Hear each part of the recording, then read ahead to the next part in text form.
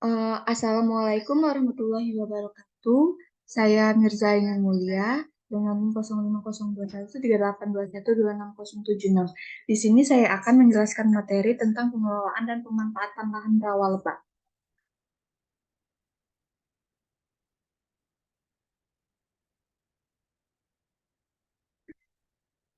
Kawasan rawa di Indonesia cukup luas dan tersebar di 3 pulau besar, yaitu Sumatera, Kalimantan, dan Irian Jaya, Papua.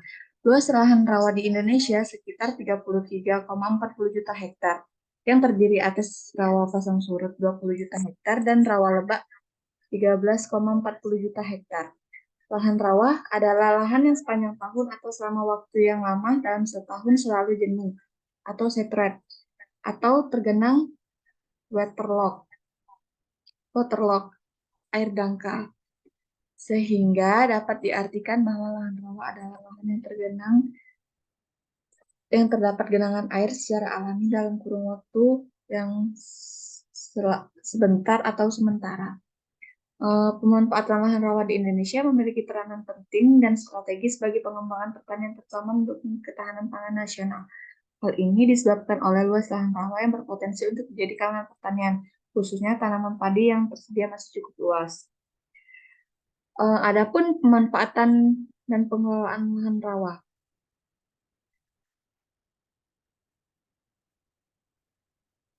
Yang pertama yaitu pemanfaatan lahan rawa lebak. Lahan rawa lebak merupakan tipologi lahan non-pasang surut dan sesuai dengan topografinya, lahan ini mengalami penggenangan baik secara umum.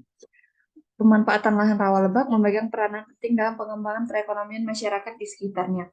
Selain sebagai sumber pangan, juga sebagai wadah untuk lapangan pekerjaan masyarakat dalam mendukung ekonomi masyarakat. Lahan rawa lebak juga memiliki potensi dan prospek cukup besar untuk dijadikan sebagai lahan pertanian baik untuk pengembangan pangan maupun tanaman hortikultura. Berdasarkan data dari BBSDLP, luas lahan rawa lebak yang potensi dimanfaatkan untuk pengembangan pertanian yakni baru sekitar 3.041,526 hektar atau 3,84% dari total luas lahan rawa lebak. Adapun yang kedua yaitu pengelolaan lahan rawa lebak. Untuk mengembangkan dan mengelolakan lahan rawa lebak, khususnya untuk pertanian, memang menjadi persoalan yang memerlukan penanganan yang serius. Sebelum dilakukan pengembangan atau pengelolaan lebih lanjut, maka harus identifikasi pengelompokan wilayah lebak berdasarkan tipologi lahan, biologi, dan fisik lahan.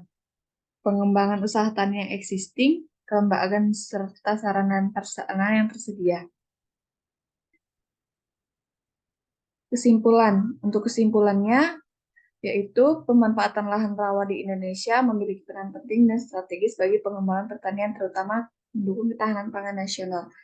Hal ini disebabkan oleh luas lahan rawa lebak yang berpotensi untuk dijadikan lahan pertanian.